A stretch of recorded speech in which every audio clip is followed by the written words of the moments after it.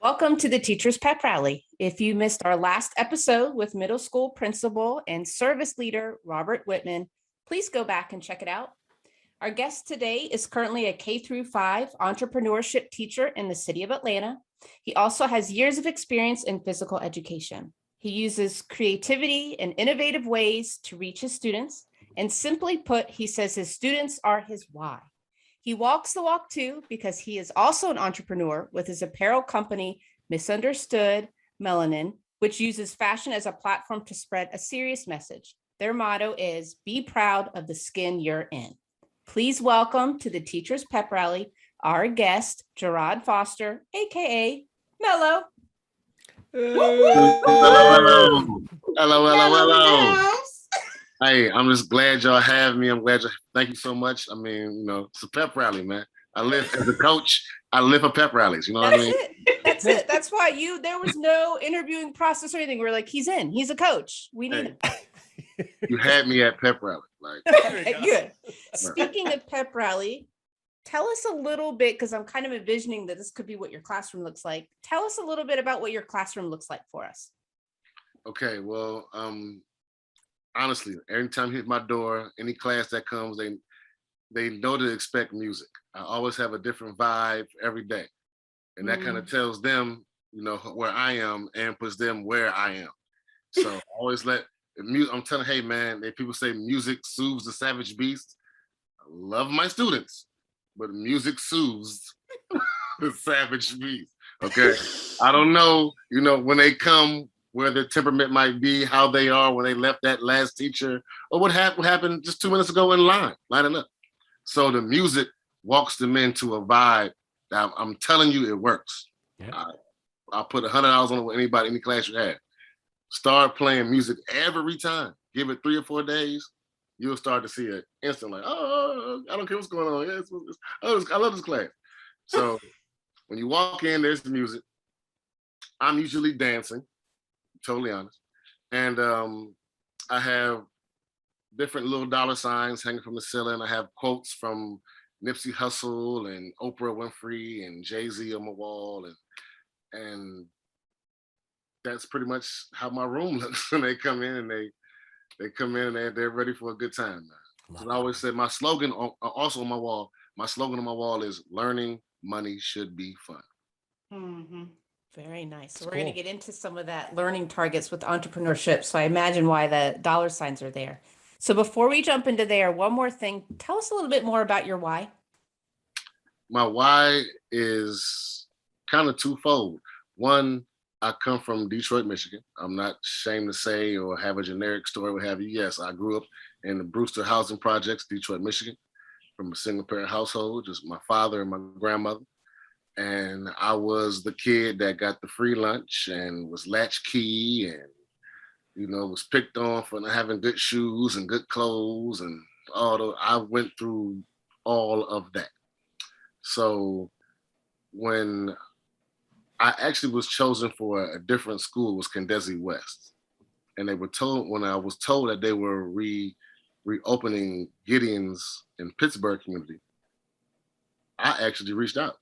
I was like, hey, well, what's going on over here? What's going on with this school? And the principal there saw my demo and, she pretty much picked me over there. But the point was, I knew that it was a certain demographic, or I won't say target audience, but a certain type of scholar or student that needed my type of experience, direction, and understanding.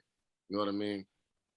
It's a lot of people that have a great heart, but don't understand exactly what that is to go through to be in that Title I underprivileged type of environment. And I have family members, cousins, what have you, that went this way and that way. I went my way. And I just felt like, it was pretty much set in the path for me to be able to give everything back that I wanted when I was that age. And that's all that I do every day. Very cool. That's beautiful. I can see Letitia, just from some of her stories. I know that really made a connection with you. I know about that government cheese. Hey. The best grilled cheese sandwiches, I will say. They could keep the powdered milk, But the grilled cheese, Here's the wildest part about that. We used to spend we used to take turns holding a lighter to the corner of the cheese and just put it on each chip so it would melt and drop off. Nice. what? That's what I'm talking about. That's drop cheese nachos. Oh man.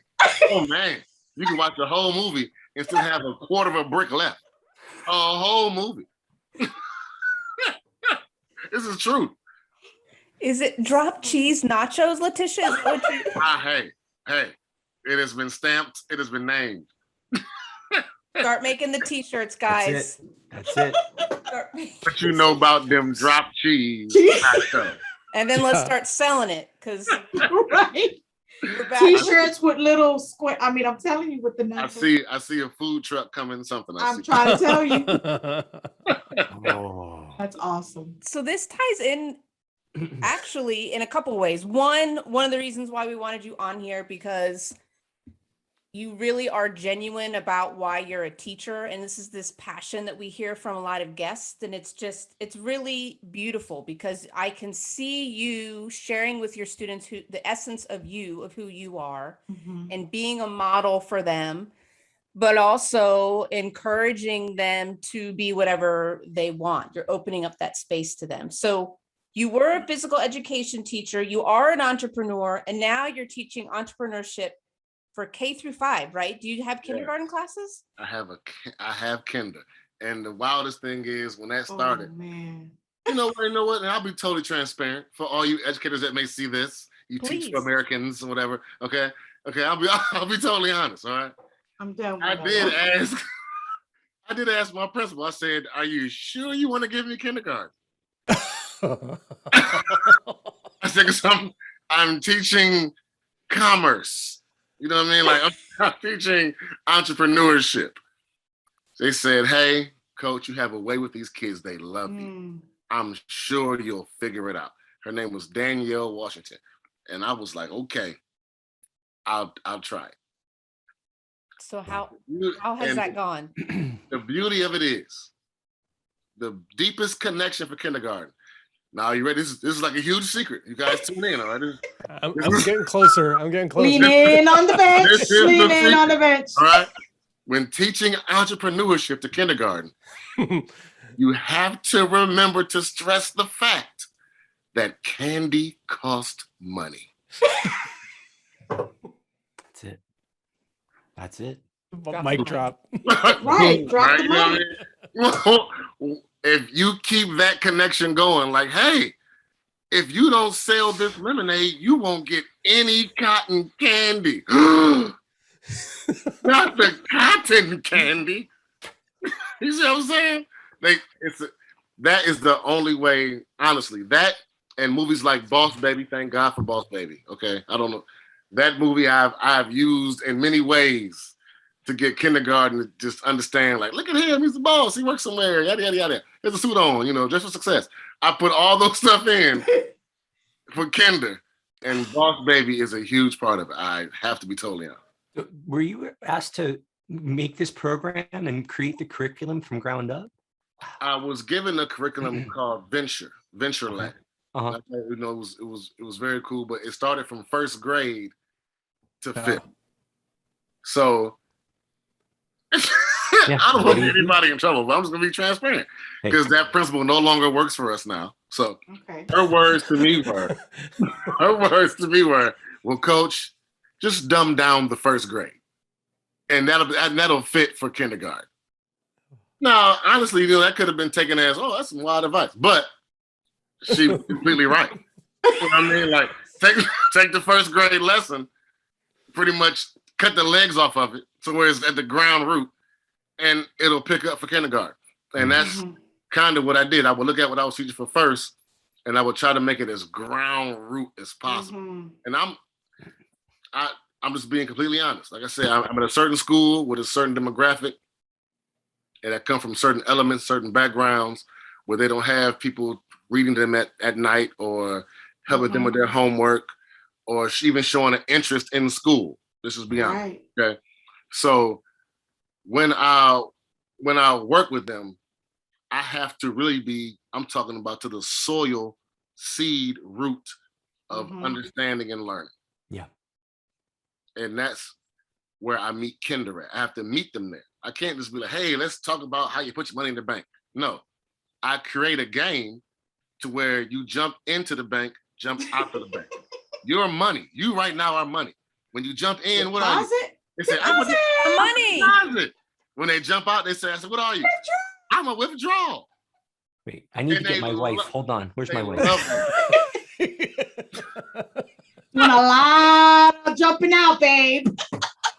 But you know I what you're loved- also doing, Mello? I'm sitting here thinking about it, and you're basically you are, like you said, getting down to the soil, the foundation with the kindergartners, but you've built, it sounds like, a springboard or your scaffolding so that hey, they're just getting a little taste Yes. of it that's Yes. appropriate for their age. And then by first grade, now they have some things that they can fall back on, right? They've got some knowledge there that they didn't have before. And so now you can go further into first grade with it. I have some second graders who have businesses that had me in kinder and first grade. No, this is like true. Like I don't mean like they're CEOs, LLCs, but they say, Coach, me and Deontay, we take out trash for everybody in our building. We tell everybody we'll take your trash out, and they give us $2. Awesome. That's Yeah. it. That's Awesome, our awesome, business. awesome. We had an idea. We're entrepreneurs. We found a problem and we solved it. Like that's the things I see. I have parents when I was teaching virtually all the time during the pandemic who dip into the camera. Coach, hey. You know, I listen to your class every time when you on with my child. And you know, we started our own online business. We make jewelry now. And I didn't know I could do this. Great. Oh, I love it. And that's so like what Pete was saying. You know, a lot of people, Mello, because we started this during the very early part of COVID when we were all in our house, not going anywhere. If you got groceries, they were delivered, and whatever came is what you ate. Right. If you were blessed. And Pete has said several times, and here it is again, Mello, Pete would spin it into positive, and it sounds like that's what you do too. And that's okay. Some people would complain about the parents being in or the disruptions happening in the background at homes, but Pete, maybe I'm putting words in your mouth. You're now looking like you're nervous. No. You said one of the things though that came out of it that would be a positive or something beautiful was that you actually got to know the kids' families more than you probably would have. Yep. If it was just the face-to-face. So that was something to take away from that year, you know, making lemonade out of lemons. The window is two-way for the first time. They could see in here, they could see my family, my life, and I could see theirs. And it just helps with understanding more. Yeah, you know? That's amazing. Very. No. Oh, Fred, go ahead. No, I was gonna say I want to just piggyback on what you just said, Aaron, about the scaffolding. So, what have you given thought yet about?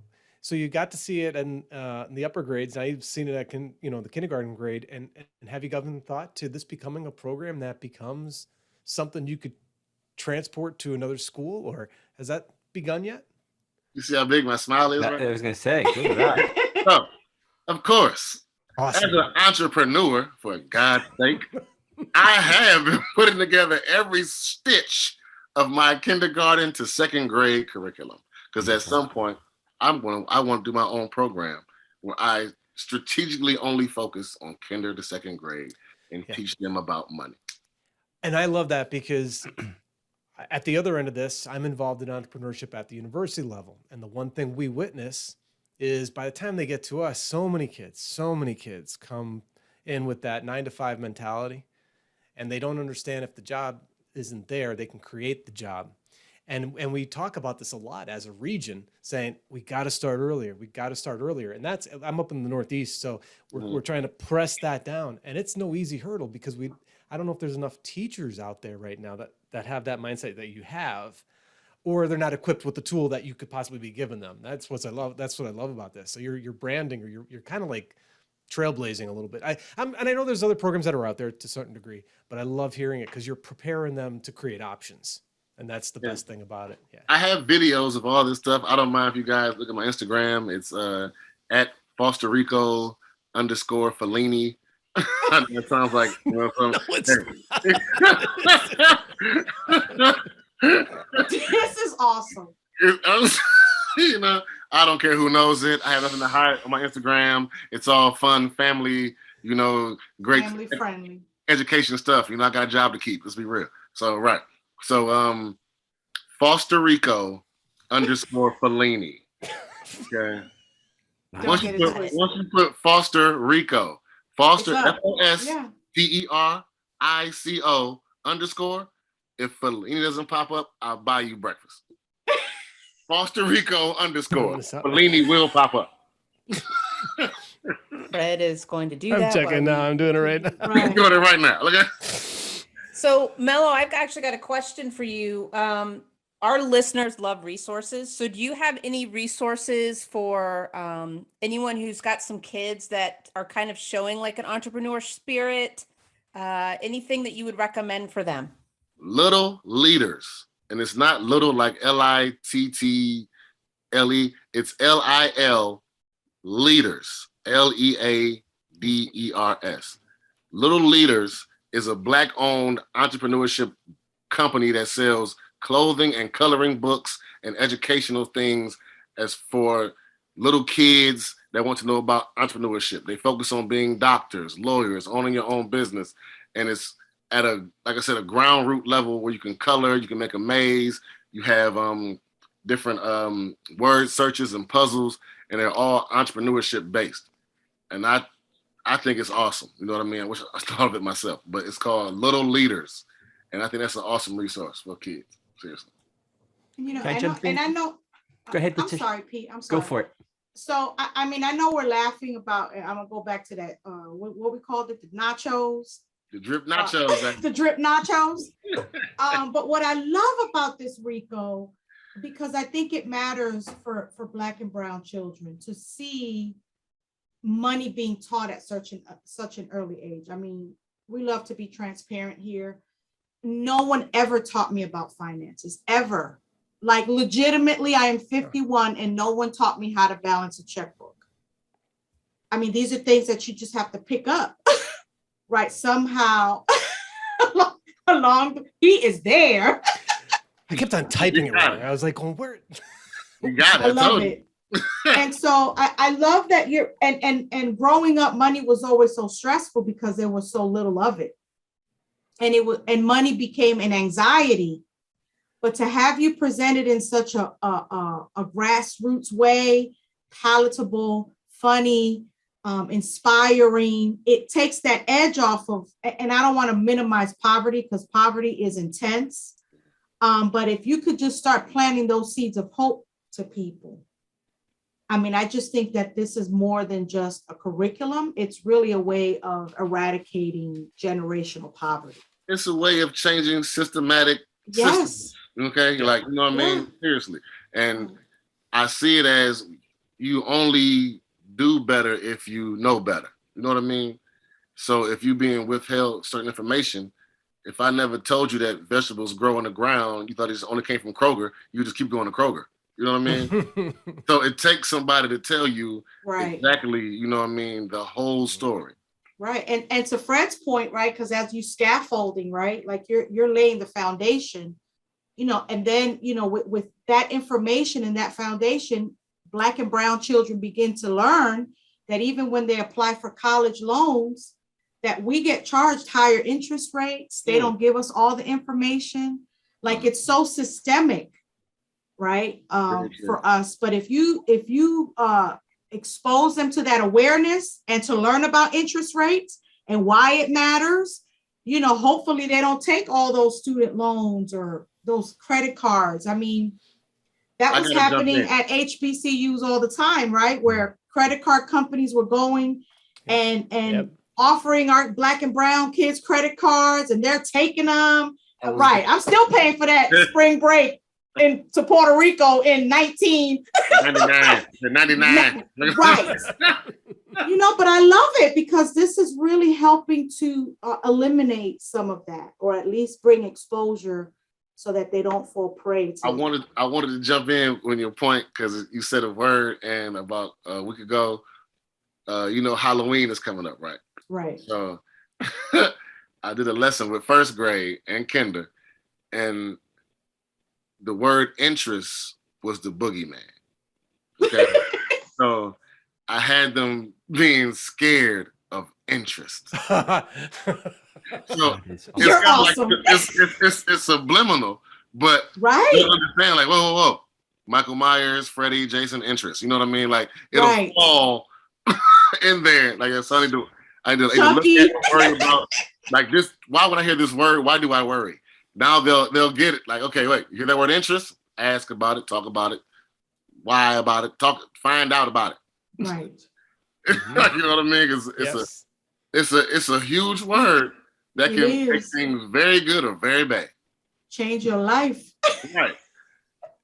You know, It's good if you're the bank. That's great. if you're the Right. bank, It's if the bank. you are the man. Right, exactly. Right. I love it. But yeah, so and I'm be honest, man. To show the seriousness, back to her point of where we come from and how it affects us as a people, especially brown and black people. I'm gonna be, like I said, we're transparent. I'll be totally honest. Yes. We're being real. Okay, as teachers, if you feel me on this, you're gonna feel me. I have 5th grade at the end of the day. And I'm gonna be the whole roundup, all right? The whole roundup. However bad you think you've been, whatever trouble you got in, how many times they called your mom all day, none of that matters now. It's the end of the day. So, all gloves are off. Give me your best shot. I've had it all day. And they come to me, okay? So, this is fifth grade, all right? And I have to somehow now bring them down to the point where I want to talk about you should be responsible. Okay. You hear these words, right? Responsibility, angst, chaos. Yeah, clashy. What's the soundtrack or playlist for that day? You ready? I'm ready. Guapole, Closer to My Dreams. I try to bring them as down as I can. Anything with too much up tempo, rage will ensue. So I try to bring the tempo down to a slow rhythmic heart pace that will hopefully keep you calm at least for 15 seconds. That's all I need. Give me a 15-second window to use this to capture you. If I can't do that, I failed. That's the way I see it. So this one particular day, I had my music ready. Everything was good. Everything was set. They came in. I had one student, for God knows what reason that day, I'm not going to say his name, God bless him, but he was dead set on, Coach, it's me versus you. Oh, jeez. and I love those. And I'm going for it. And this is one of those days where I'm going to see just how far you're going to take it. Yep. So we get to a certain point where we're having a little banter back and forth. And he says to me, which I must say, if you ever played spades, it's like he showed me his hand. He says to me, well, go ahead, because all you're going to do is get on the walkie-talkie and call somebody to come get me anyway. I said, aha. You think you know, but in the word of the real world, you have no idea. You think you know, but you have no idea. I said, no. I don't need a walkie-talkie. I said, watch this. I said, I want you to read everything I'm about to put on this whiteboard. I proceeded to grab a marker. I wrote number 4, no mayo, no cheese, Sprite, light ice, medium fry. So the whole class looked like befuddled, like what? Coach, what is that? You want some food? All little jokes. I said, no. If you want to act like this in my class, be prepared to take my order now. I love it. Wow. Because for the remainder of your teenage existence, this is where you're going to be if you act like this. So I don't want to wait in line when I pull up to Wendy's. So I want you to get my order now. Write it down. Man, Memorize it. the faces dropped. You could have heard a pin drop. They were like, oh, I said, hey. The reality just smacked, like, oh. Like, yes, I'm not, and I told her, I'm not teaching, I'll be totally real. I said, I'm not teaching social studies or algorithms or algebra or geometry. I said, you're going to need money because you're gonna need food. You're gonna need to live. My class Shelter. is very serious. I said, I know it's a specials class like PE or art, but understand I'm teaching you how to maintain for life. Yeah. But it took a moment like that with one student that caused that, but it affected the entire class. Mhm. The next day, they came in like, what we doing today, coach? What's going on? What we doing, coach? I'm trying to make some money, man. Nice. You should have said today we're going to start teaching how to fold shirts, because that'll be the other option you'll have. Because when you're not flipping the burgers, you might be folding the shirts. You know what I mean? Hey. But like you say, even with 5th grade, I had to come to a grassroots level. Like, I know all you guys have been to Wendy's. So at some point, you know exactly what I'm talking about. You know what I mean? You get it. You seen the guy behind the counter. You don't want to be that guy. Not forever. You know what I mean? Right. You don't want to be that guy. So it worked though. I have some after school theater arts clubs. We put on shows in various schools and all, and I've tried to introduce elements of finance to that, meaning the cast had to come up with their budget for costumes and sceneries and props and special effects and to purchase the license and the rights. And we've done it to varying degrees of success. We use Monopoly money. And when they're out of it, I don't care what the show looks like. You spent all your money, so I'm just trying to teach them some elements that, and we have a blast with that. I'm wondering, so we have an end game, which is our production. I'm wondering with your programs, maybe at the end of the year, do you have some sort of job fair, Shark Tank, big event or anything like that? Like exactly. The last 3 years we've done Shark Tank. Oh, awesome. And I have two members of admin, an outside guest, and myself. Oh, but, you ever need an outside guest? I would love to come down. That was awesome. The only thing with this year was we're going to try to do it virtually and have like some screens set up because, you can't let everybody in the building and right. Yada, yada. So, but this is the first year where we're going to try to do it virtually. But yeah, I've done that. And the virtual year, because I couldn't do it pretty much at all, I did a challenge. Okay. I did a lemonade stand challenge. Beautiful. All right.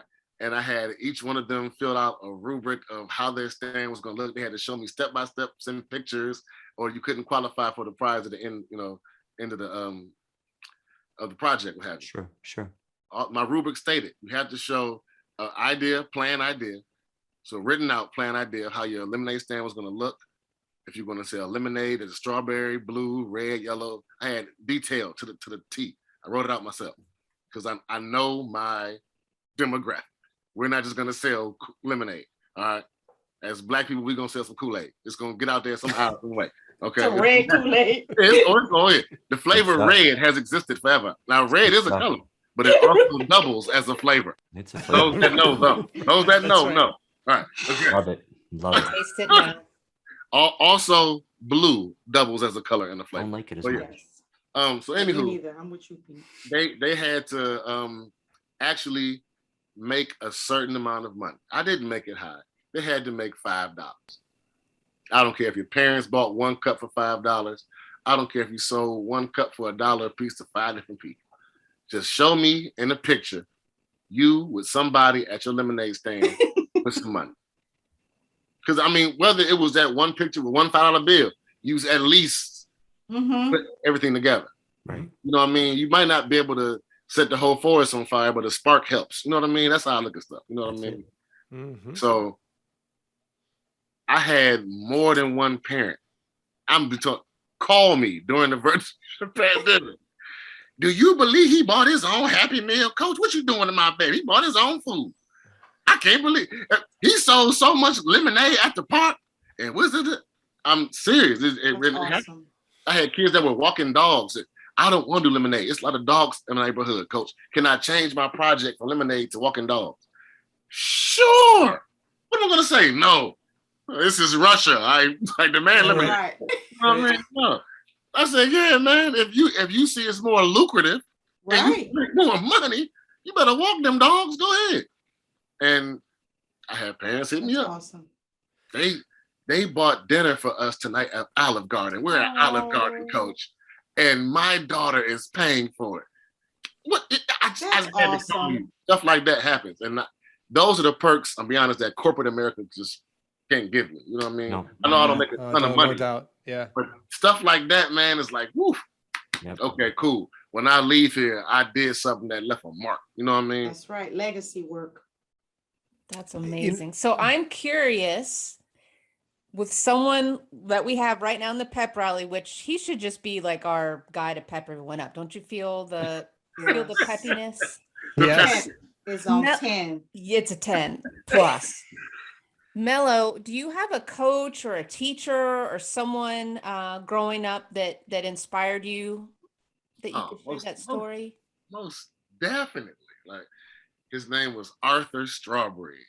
He was not just my homeroom teacher, he was also my basketball coach from like 3rd grade to 8th grade, because I went to a Christian academy. Okay. And he was the first person to ever curse at me outside of my father. And he was awesome to me, man. You know, he was a real man's man. Like, there was no, there was no give and go, no riding the fence. It was black or white, yes or no.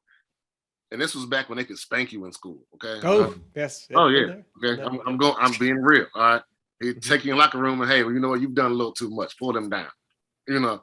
And but I was with him from literally from like kindergarten to like 9th grade. I've always been around him. He was my homeroom teacher for 9th and 10th grade before I left that school. And the impact, I guess, being that, like I said, I came from a household where my father worked all the time, because I was, you know, single parent household. So it was always a lot of just me and my grandmother playing cards or whatever and stuff like that. And my dad would come in, he'd be tired from work, go to sleep, get back up, be back gone, you know, whatever.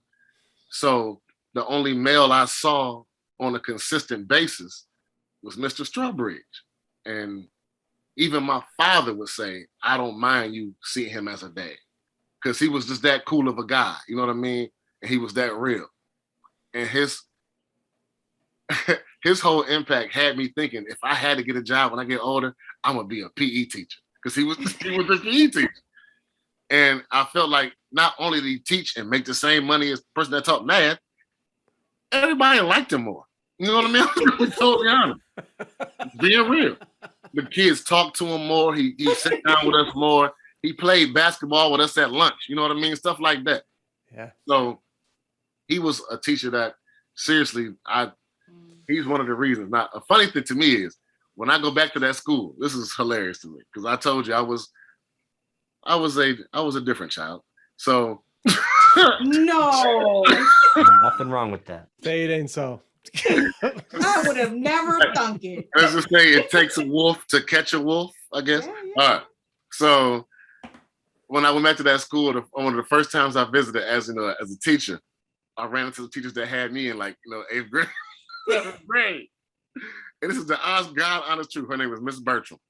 I said, Miss Bertram, how you doing? She said, how you doing? Long time to see you, Gerard. Oh my God. I said, yeah, well, I'm a teacher now.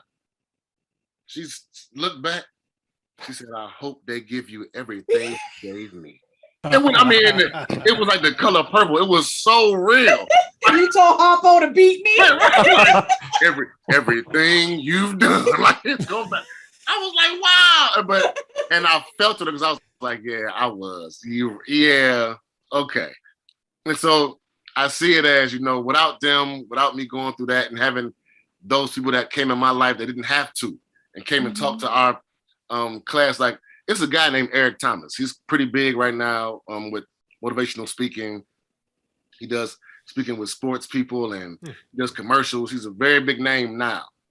He came from my school. He used to speak to us all the time, to the point where me and my grandmother would drive him around different speaking events and occasions. To me, hearing people like him and growing up in that kind of element of seeing this, like you said, hope, is what I want to provide. I want somebody to say, I remember this guy or this teacher, and because of him. And I've had moments. I didn't only just teach elementary. I taught high school in Fulton County, for all you Fulton guys out there. Fulton, all right. I was there, all right. I was there, all right. Ron Wade, boogity boogity, you know what I mean? I worked for him. Woo! Right. I'm free now. Right. No, I've been there. And I think one of the realest moments I ever had, because I taught PE in high school. And every Friday I had this thing called the Gentleman's Corner. I would talk to guys from throughout they all come to my room. We would all talk in the room about a half hour before school let out. The principal allowed me to have 30 minutes before the end of the day, only on Fridays. I said, cool. It was called a Gentleman's Corner. Beautiful. I will always end every Friday by saying, whatever you do, don't get in that car. Have a good weekend, blah, blah, blah. I will leave. And, I have a couple kids that will get it. Some will ask, what you mean get in that car? I said, man, be honest, man. You know that car. It's going to pull up. Say, hey, let's go here. Let's go there. Get in real quick. It's going to be this. It's going to be that. That car going to pull up. So fast forward, and this is, I hate to sound like a song, but it was the weekend of Halloween. Halloween fell on a weekend. And I'll never forget his name is Quantavious. This is my guy, because I still talk to him to this day. I don't mind saying his name. Quantavious was at my door Monday morning. And I say that because this kid never came to class on time. Ever. And I had him first period. Never. He's at my door, waiting on me before I get to work. I get there. I say, Quantavious, man, what's going on? What you doing here? So early, what's happening? Whatever. He said, Coach, I just want to tell you, I didn't get in that car. I said, what you mean, man? He said, my cousin pulled up and he wanted me to go to some guy's house that they heard sold drugs, what have you, and they were going to kick his door in, rob him, heard he wasn't home, whatever. Had a girl that's supposed to know when he there, when he not there. They wanted me to be the lookout. All I had to do was stand at the front door. I said, no, I'm not going to go. And I swear to God, Coach, all I heard was you saying, get in that car. Don't get in that car. I'll take Turned out the person that actually did go, the guy was home. The lookout at the door got shot in the leg and the artery, almost bled out. And it was still one of his cousins. And he told me, he was like, man, if I'd have went, that could have been me. Fast forward to today, this man got 2 kids. He's going to Omnitech. You know what I mean? He's still working at McDonald's right now. But he's 19 or still 20 years old probably right now, whatever. But the last time I ran into him was at his job at McDonald's. And I said, what's up to him, whatever. And just his face, man. Like just that feeling. You know what I mean? Seeing that you got kids that's here now that almost probably wouldn't be here in existence. Right. Kids. So Those kind of feelings, man, is the things I tell people. If you really not cut out for this, right, don't do it. Right. You gotta love this. You gotta love them. You have to, and you gotta understand them. Yeah. And I hate to be this real, but you can't just come with the mentality of I went to teach for America and I learned at this academy and I watched Coach Carter and now I want to change the world. Okay. All right, I've been in these meetings. Yeah, I'm being that real. Okay, I watched Lean on Me, and I see how it is. Inspired. No, don't be brainwashed by media or by movies. Okay, I tell every teacher that ever asks me, and I'm just being completely real because I hope a teacher sees this. Hope it goes viral for God's sake. When it comes to a class,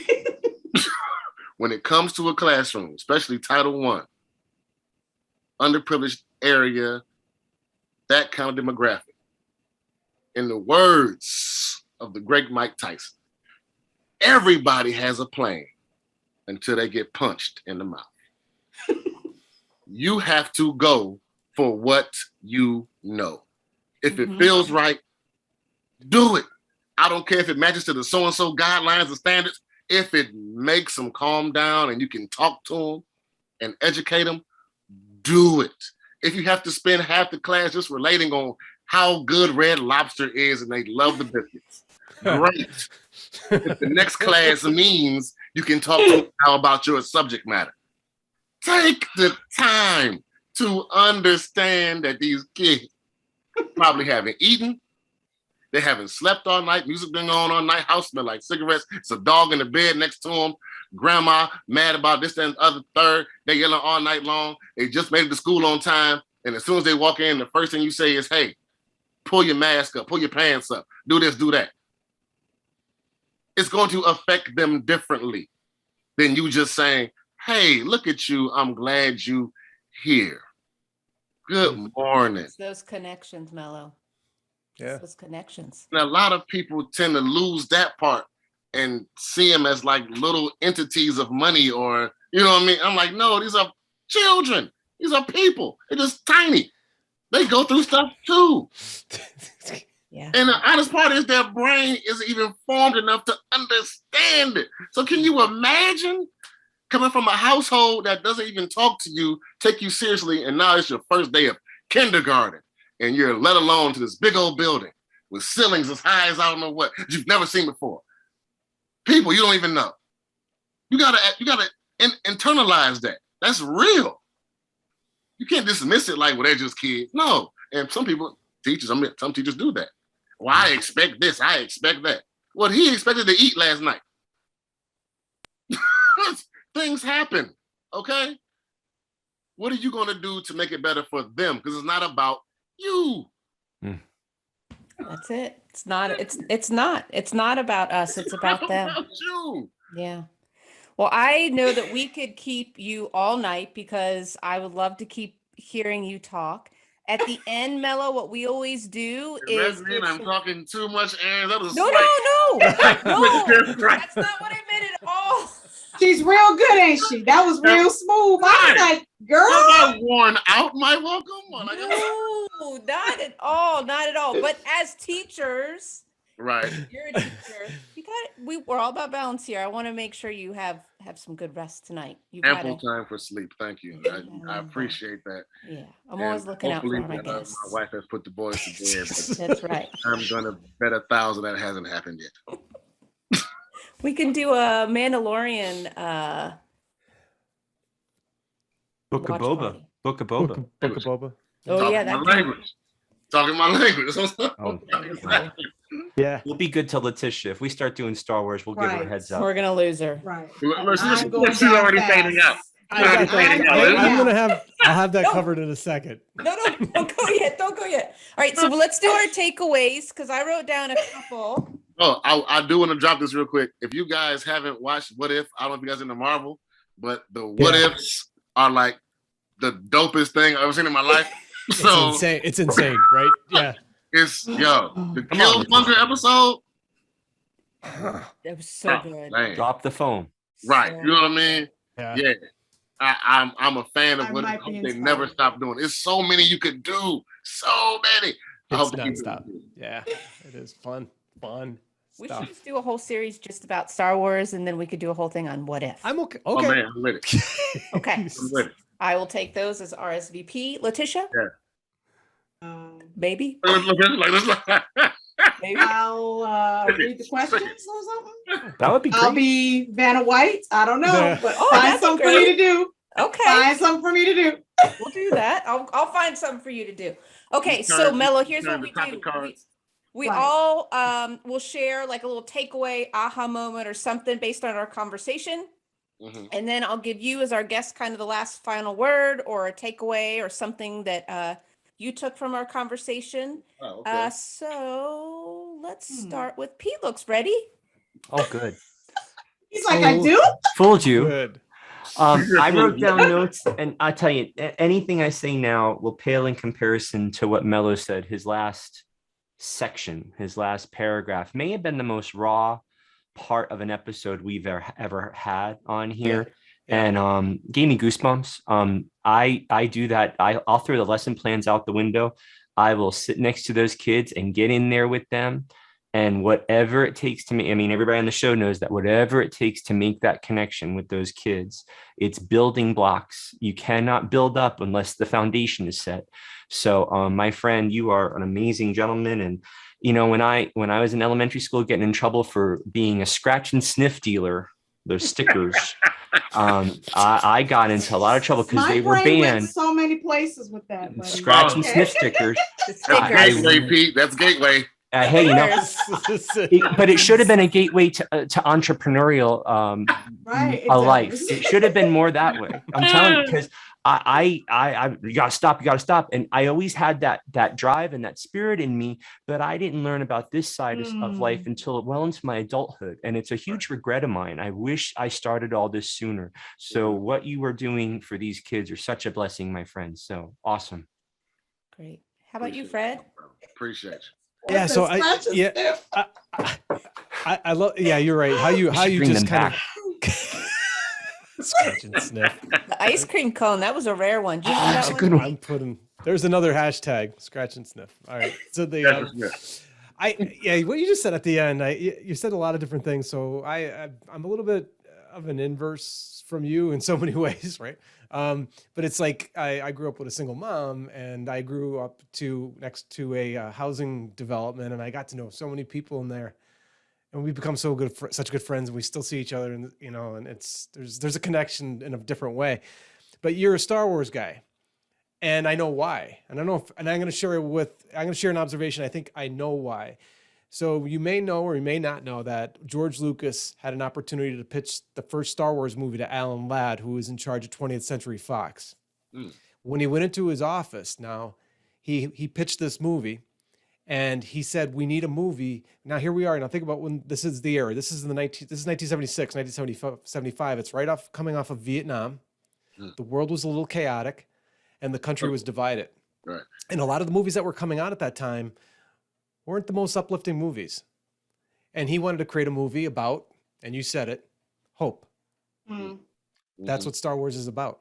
That's true. And so I think in some weird way, whether you're a prequel or a sequel or an original trilogy person or a Clone War or everywhere, I think we all pull that something in our DNA allows us to identify that, and it gets into us, and it's a lot, and it allows us to project it. Whether black, white, brown, whatever we are, if we embrace some of that storytelling, it allows us to instill hope. And I think that's what you're doing, man. And you did that to me today, and you made me laugh my ass off too. So it's all good stuff. Fred said the A-word. Yeah, he Sorry. did. You got scratch and sniff. Which is quite a and feat for ASS. Fred because he Did it doesn't have curse much of one. with two thumbs. Thanks. This guy, I told you I wouldn't do it. It was I- That Fredo. was awesome. Very well that said, Fred. Very well said. Appreciate that, Fred. I do. Yeah, you're welcome. I man. love You're welcome. smart people. This is why I'm around smart people. I love Well, when it. you find them, make sure they introduce them to us because Whatever. I agree. Right. That's like it ain't a That's blue jump. awesome. I guess it's my turn. I mean, to be honest, you're such an amazing storyteller that I couldn't write. I couldn't write really anything. But I just think my big takeaway, and I certainly hope that our audience picks up on this and kind of harnesses it. Your love, passion, compassion, humor, authenticity. I mean, that's what's missing in education. And during this pandemic, I'm just hoping that this episode will just reignite it for folks. All of our guests up to this point this season have just been amazing, and you are a joy. And when the world is so, I mean, we're just in a state of trauma. I mean, collective trauma. For you to have that energy and that passion and just fired up has inspired me. It didn't give me goosebumps, but it sure got me craving for them cheese nachos. Drop Hey, the I'm cheese. telling you, nachos. if you see a new spot in Midtown, it's called Drip Chips. You know what it is. I'm there. oh, that's good though. That's good. Drip chips, man. Drip Chips. I love it. The business ideas are just fun. But just thank you. Thank you for showing up every day. Thank you. That's it. I do it for Well them. said, Letitia. Yeah, I kind of wrote that down too, Mello. There were several times you kept saying, "I'm going to keep it real. I'm keeping it real," and so that's my takeaway: is that we just need to continue to keep it real. We talk about, I would just wish what we would learn from COVID as we move forward, not feedback, but feed forward, and that is to keep things real. Don't go back to way some things were. Mhm. And what I am hearing from you, Mello, is just instilling a sense of pride in your students is so important. And in a lot of your stories, that's what you're talking about. And that's why the parents are calling you the family members, because they're seeing this pride in their kids. And that's something that I guess you can teach it, but not everyone gets an opportunity to have that taught to them. No. And so it's just really beautiful. And I'm sure Mr. Strawbridge, is he still alive, did you say? He passed away a few years ago. So I know that he was and continues He to knows. be even not of this earth. Very, very proud of you. So I'm so happy you are here. Can you do you have a little takeaway you'd like to share? It's two part. It's very simple. They're both quotes. I'm not going to act like I'm completely highly educated. So I don't know exactly who said them, but they're quotes I live by. They're just ingrained in my brain. I live every day, even with my own kids. I have two boys. I have a 5-year-old and an 8-year-old, Princeton and Trenton. I love them to death. I think it was Frederick Douglass who said, "It is easier to build a child than it is to repair a broken man." Mm. That speaks volumes to me on so many levels, because it's just the truth. If that foundation is not there, the rest of the work is pretty much pointless.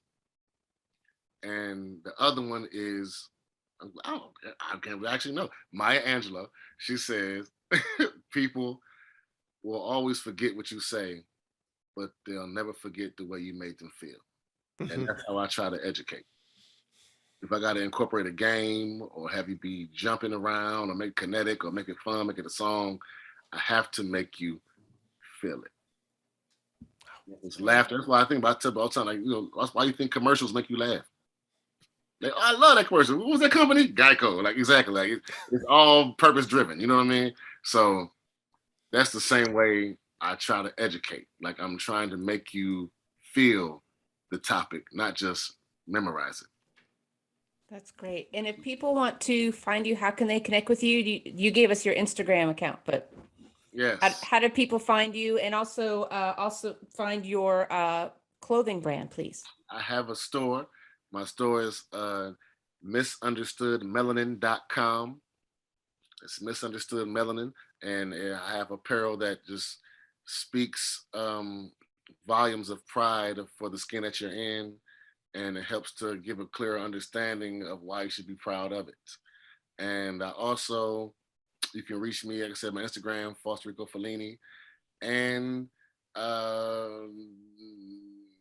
if you want to reach out with any comment or any input or any questions, email me at jfoster@kindezi.org. That's jfoster@kindezi.org. My door is open for anybody that may feel like, no matter race, color, creed, school, Arizona to Atlanta, wherever. If you have any questions as far as how to relate to students or relationship building or what have you, my door is open. Great. Yep. We all got to be in this together and collaborate. Pete, how can Yes. people find us with the TPR group? Our website, teacherpeprally.com. Visit, check it out, keep the conversation going. Check out the Facebook group, and then our new phone number. Aaron, did we get I've any got calls? it here. Yeah, if people want to call and leave a cheerful message, a little pep, maybe you might hear it on the podcast as we encourage other educators. It's Little rah-rah, sis, boom, bye. here we Call go. us, That's call it. us and let us know if you were offended by Fred's use of words tonight. Fred should not talk about body parts that he really doesn't have. Oh, I this think is he true. was referring to The shade. the smaller shade. animal, the smaller animal horse. That's correct. You know? Donkey. That is a correct. Yes. What's our number, Aaron? That number 7. is 678-439 TPR1. That's 678-439 TPR1. Mello, thank you so much. Thank y'all, man. You guys are Appreciate awesome. you. I appreciate y'all, man. Seriously. And I wish more of us would do stuff like this to get these words, these feelings, these emotions, this truth out. So Yes. I truly appreciate it. Thank you. Beautiful. Awesome. Awesome.